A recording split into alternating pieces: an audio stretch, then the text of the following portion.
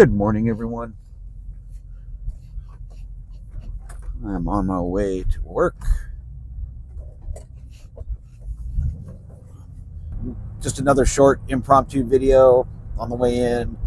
Yesterday, I took the car into Corvette Care here in Columbus, and the main reason I had it in was to take a look at my air conditioning, which was blowing hot air, ambient basically, on the driver's side, and cooler but not cold air on the passenger side. I had a can of AC charge in the garage, so I tried to charge the thing, and when I did, the cool air got cooler, but the hot air was still hot. So my assumption was that the actuator valve behind the dash there that opens and closes and moves so that the air goes where it's supposed to go was not operating correctly. That was my guess, and I feel like that was a pretty reasonable guess. So when I got it into the shop, they're like, okay, well, they took it out for their test drive because I had a couple other weird things that I wanted them to check out. Talk about that in a minute.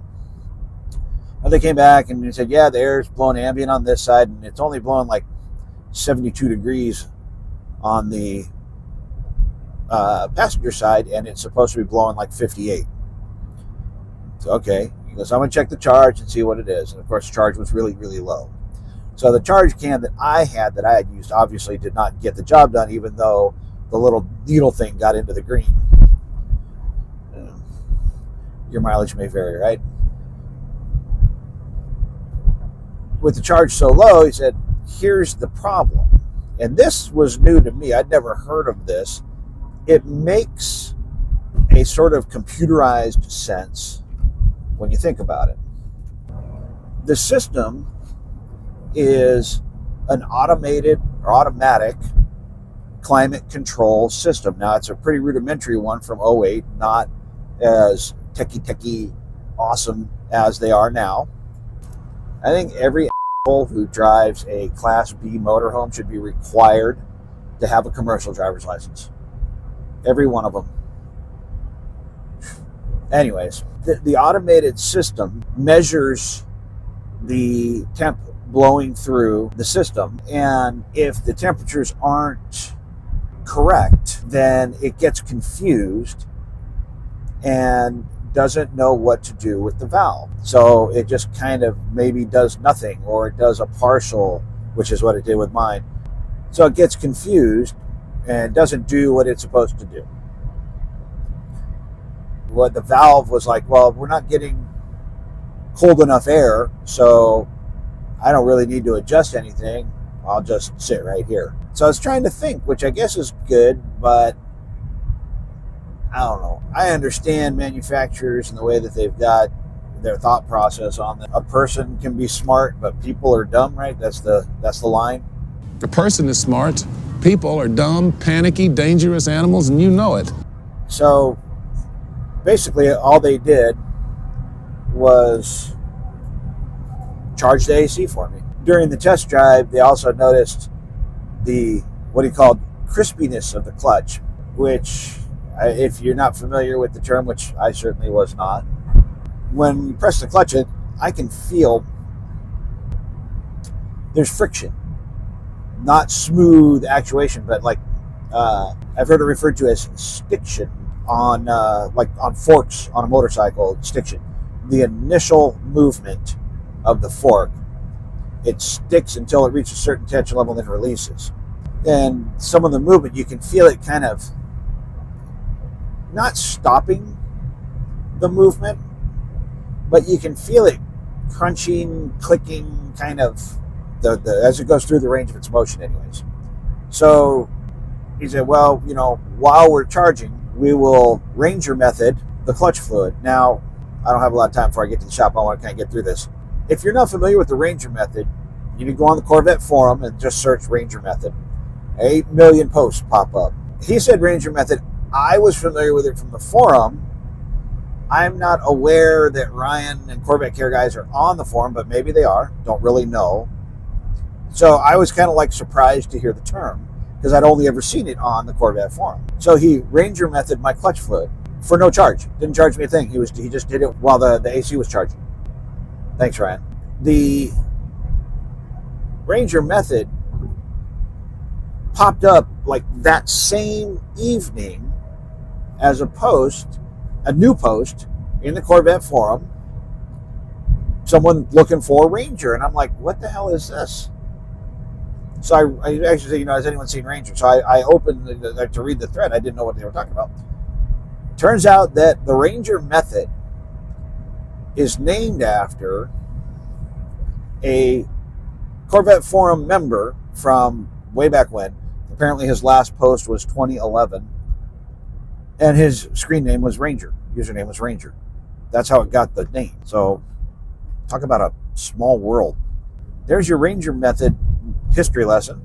Ranger method is really nothing more than cycling the clutch fluid. And I guess you could theoretically do it with the brake fluid too. But what it amounts to is opening up the clutch master cylinder and vacuuming out with whatever the clutch fluid that's in the reservoir there, putting new clean clutch fluid in, pumping the clutch pedal 50, 100 times, and doing it again until the clutch fluid is clear. That's the whole idea behind it, to remove any impurities that are getting in. And the thought was that part of the clutch crispiness was because of that, which I thought was interesting since they had just changed the clutch fluid in January on this thing. I had them do all the fluids. They called it a royal flush. Every fluid in the thing went out, new fluid came in. So I thought that was a weird take on it. But the consensus was that it's a Band-Aid to try and help, and that it's not going to be a permanent fix. It's not going to be an ongoing anything. And it helps a little bit, but not a lot. It's definitely better, noticeably better, but not to the point of like, oh, wow. I guess the deal would be to just kind of keep an eye on it and do it. I can do it myself. It's not that difficult. You just make sure that the clutch fluid stays clean to prolong the life of the thing. I did have the tech take it for a nice test drive to see if he could feel and hear the things that I feel and hear.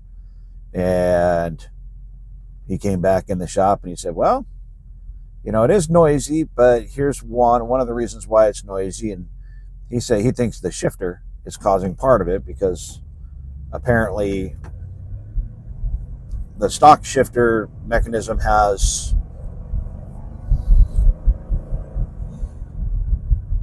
quietness designed into it somehow. I can't remember the terms he used, but basically the stock shifter is quieter, and he says a lot of noise you're hearing is from. And I'm like, I don't really hear all that much noise at lower RPMs. So I'm not sure what he's hearing versus what I'm hearing as far as that goes. But I hate the shifter anyways. I think I've mentioned that, and I will be getting an MGW, I think. The phrase that he used that I found to be informative and kind of settling for me was, it's a 90,000 mile GM product that drives like a 90,000 mile GM product. Oh, low fuel. I'm like, oh, yeah. I mean, that's a 90,000 mile Corvette, and it drives like a 90,000 mile Corvette. Okay. It's not going to be perfect. I don't expect perfect. I just want to make sure that like pieces and parts aren't going to be falling off the thing. So, anyways, that's my story, and I'm sticking to it. Hope you guys have a great rest of your day, evening, weekend, whatever. I'll talk to you soon.